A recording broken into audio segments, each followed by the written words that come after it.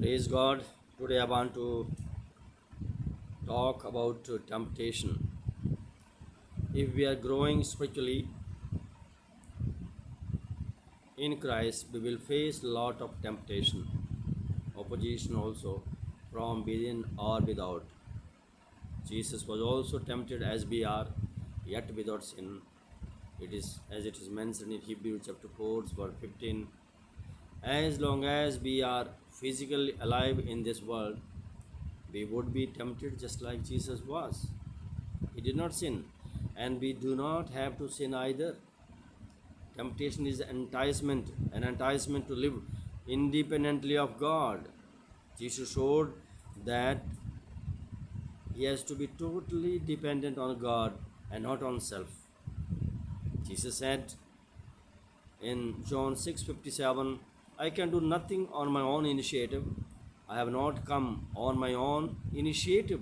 He said in 8:52, John 8:52.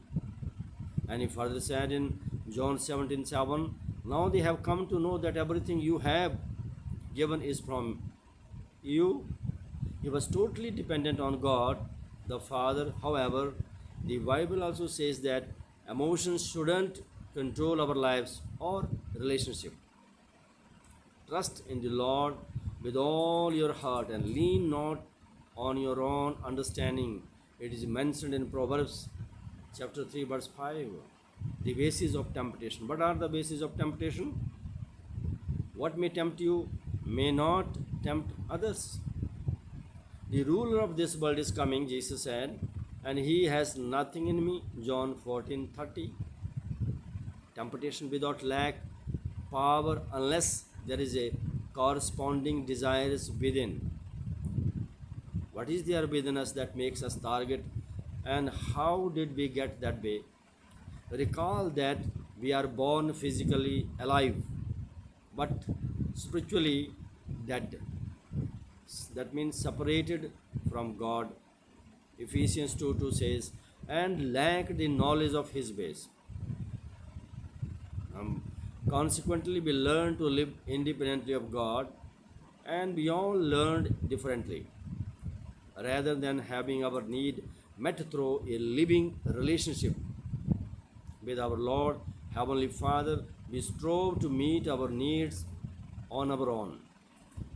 We developed habits and patterns of thoughts that centered our interest on ourselves. When we were born again, our self centered flesh patterns came into conflict with the leading of the Holy Spirit.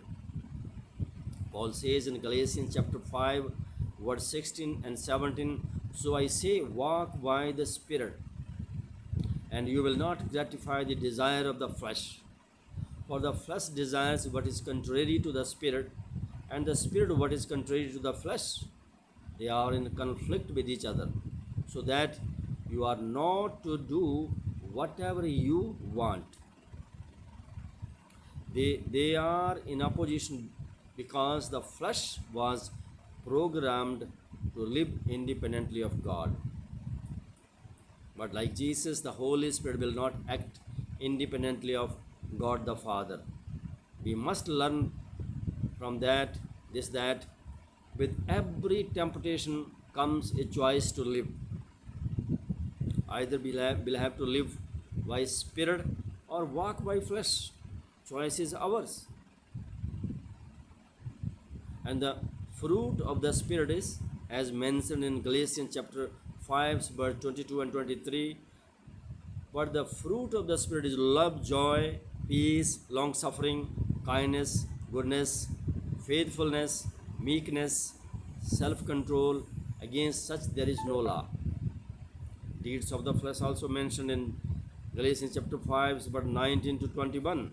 Now the works of the flesh are manifest, which are these: fornication, uncleanness, lasciviousness, adultery, sorcery, enmities, strife, jealousies, wraths, factions, divisions, parties, envyings, drunkenness, revelling, and such like, of which I forewarn you, even as I did forewarn you that they who practice such things shall not inherit the kingdom of God.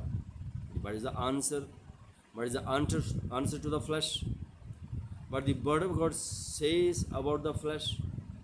Galatians chapter 5, verse 24-25, it is mentioned there, and they that are of Christ Jesus have crucified the flesh with the passions and the lust thereof.